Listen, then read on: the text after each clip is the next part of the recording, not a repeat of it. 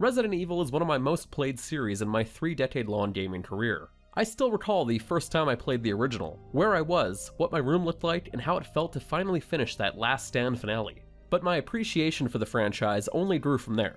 It's insane to think about how each entry has brought something new to the table. Resident Evil defined survival horror for many years and gave us the memorable mansion setting.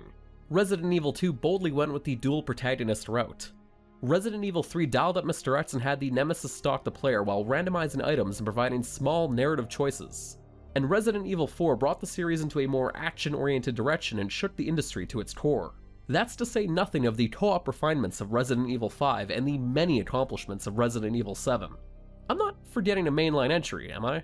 The point is, Resident Evil is pretty much always relevant, and the Resident Evil 2 and 3 remakes are only proving that assertion, though the latter makes a slightly weaker taste than the former. It feels like forever ago when a Resident Evil 2 remake was just a pipe dream, a mere Facebook post that ran on a hope and a prayer. But it did come out, and it was universally beloved. I'm not so sure Resident Evil 3 is going to have that same warm reception.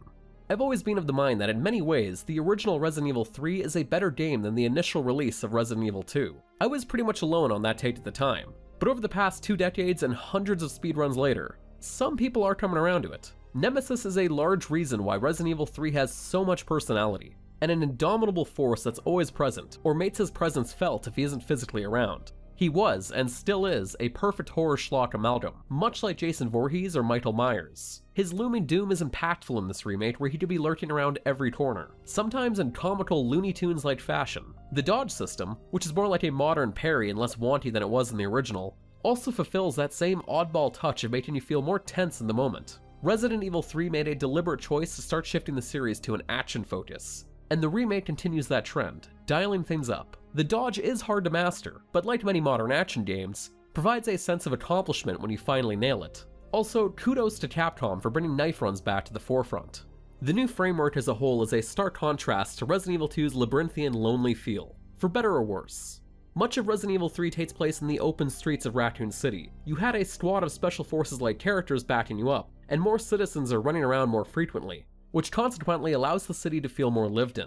It's bigger, but in some cases more bombastic. Resident Evil 3 was always comfortable walking that action survival tightrope and continues to do so in 2020. This is no more evident than the intro of the game, which is not only harrowing, but grounds Jill to the main conflict in a way the original never did. The Kratts are much more filled in here from a narrative standpoint, alongside of a sassier Carlos who plays a more direct role. Speaking of those drastic changes, I'd say this is the most divergent Resident Evil game by a country mile. Locales are utterly changed on top of the aforementioned story beats, with more clear tie-ins to the Resident Evil 2 remake. Entire sections of the original Resident Evil 3 are excised, as are those choose-your-own-adventure live selection cinematics I cherished so much. Playing through the remake, I was consistently torn. Some sections are better and have more personality, but the flow feels more linear. The Resident Evil 2 remake did a great job of keeping that classic franchise feel going with its heavy puzzle focus and the giant police station that served as a grounded and varied RPG dungeon. But Resident Evil 3 frequently jumps from place to place in a chapter-like format. But then it keeps coming back from the brink, in part due to the power of the engine. The character models and aesthetics look fantastic, and add to the sense of dread you feel as you fight through the city piece by piece.